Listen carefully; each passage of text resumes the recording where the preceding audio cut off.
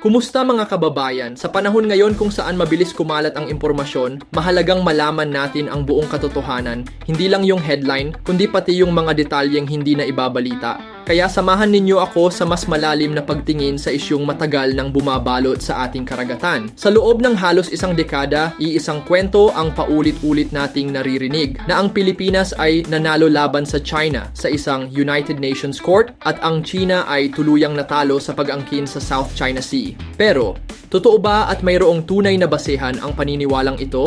Ngayong araw, titingnan natin ang mga hindi nababanggit na detalye sa likod ng arbitration case sa South China Sea. Ito ang mga bagay na madalas di ibinabalita ng headlines, ngunit mahalaga upang maunawaan kung ano ang tunay na nangyari at kung ano ang maaari nating gawin bilang isang bansa.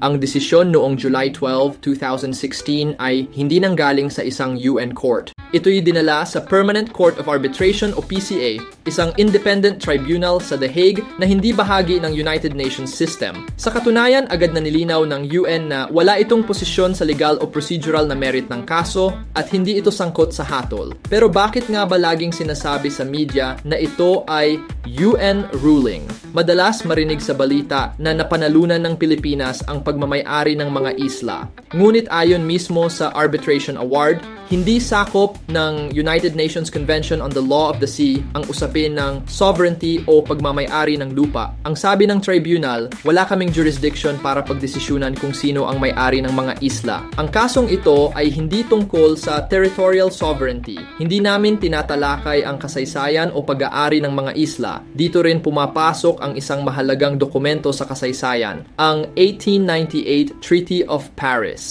Sa ilalim ng kasunduang ito sa pagitan ng Spain at United States, isinuko ng Espanya ang Pilipinas sa Amerika, kasama ang ilang teritoryo sa paligid nito sa halagang $20 million.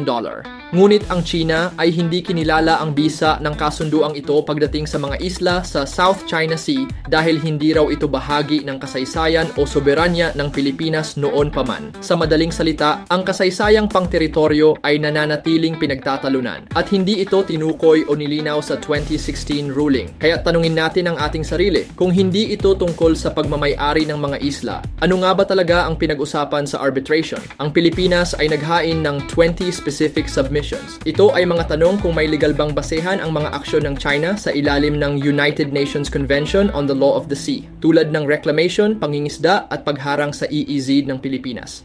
Sa 20 submission, 50 nang in favor sa tribunal sa Pilipinas, isa ang hindi sang-ayon at 4 ang sinabing walang jurisdiction. Malinaw na may panalo ang Pilipinas, ngunit ito ay sa usaping karapatang pandagat, hindi sa pagmamay-ari ng teritoryo. Bakit hindi sumali ang China sa arbitration? Dahil sa tingin nila, wala namang jurisdiction ang tribunal para pag-usapan ang pinakapunto ng kanilang interes, ang pagmamay-ari ng mga isla.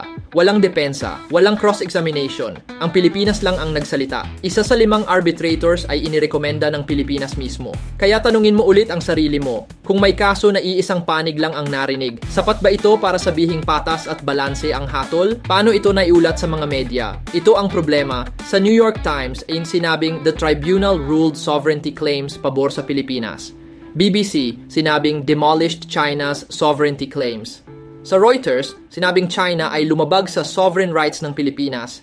Pero hindi binanggit ng alinman sa mga artikulong ito na ang tribunal mismo ay nagsabing wala itong karapatan na magdesisyon sa sovereignty. Pati ilang opisyal tulad ng ambassador ng Australia ay nagsabing ang Pilipinas ay may exclusive sovereign rights. Pero ang totoo, magkaiba ang sovereignty sa sovereign rights. Ang sovereignty ay ang buong karapatan ng isang estado sa isang teritoryo, while sovereign rights ay limitadong karapatan sa likas yaman sa loob ng EEZ, gaya ng pangingisda at enerhiya. Hindi ito pagmamay-ari ng lupa. Hindi ito nangangahulugan na may ganap itong sovereignty sa lugar. Sa madaling salita, hindi sinabing Pilipinas ang may-ari ng mga isla. Sinabing may karapatan tayo sa ilang parte ng dagat. Kung ito'y saklaw ng ating EEZ, ang sovereignty ay buong kapangyarihan, habang ang sovereign rights ay limitadong karapatan na ibinibigay sa isang bansa sa ilalim ng pandaigdigang batas. Pero may magandang balita, may mga leader sa rehiyon na mas pinipiling daan ng diplomasya, hindi tensyon. Tulad ni Malaysian Prime Minister Anwar Ibrahim na nagsabing, oo, may issue kami sa China, pero wala kaming matinding banggaan, walang giyera. Huwag tayong magpadikta sa kanluran, kaya natin itong ayusin sa ASEAN. Pareho rin ng pananaw ng China at Pilipinas ayon sa mga opisyal na kasunduan na dapat idaan sa bilateral talks at ASEAN-led dialogue ang pagresolba ng alitan. Ito ang hindi palaging napag-uusapan. Para sa China, ang mahalagang tanong ay, sino ba talaga ang may-ari ng mga isla? Dahil doon lamang matutukoy kung sino ang may EEZ sa paligid nito. Para sa Pilipinas, sapat na ang 2016 ruling para igiit ang maritime rights, lalo na't bahagi ito ng pagtatanggol sa soberanya at alyansa sa US. Pareho silang may sariling pananaw at parehong bahagi ng isang mas malawak na diskurso.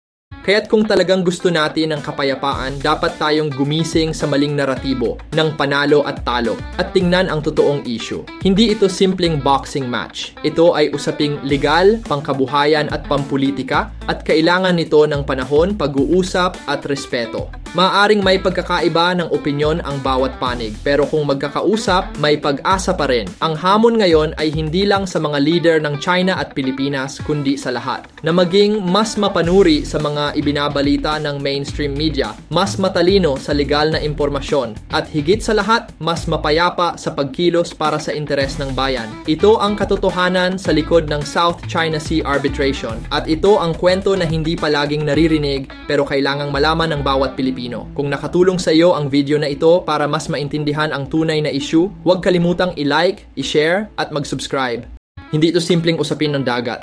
Ito ay usapin ng ating kinabukasan bilang isang bansa. Hanggang sa muli mga kababayan, palaging maging mapanuri at bukas ang isipan. Maraming salamat sa panonood.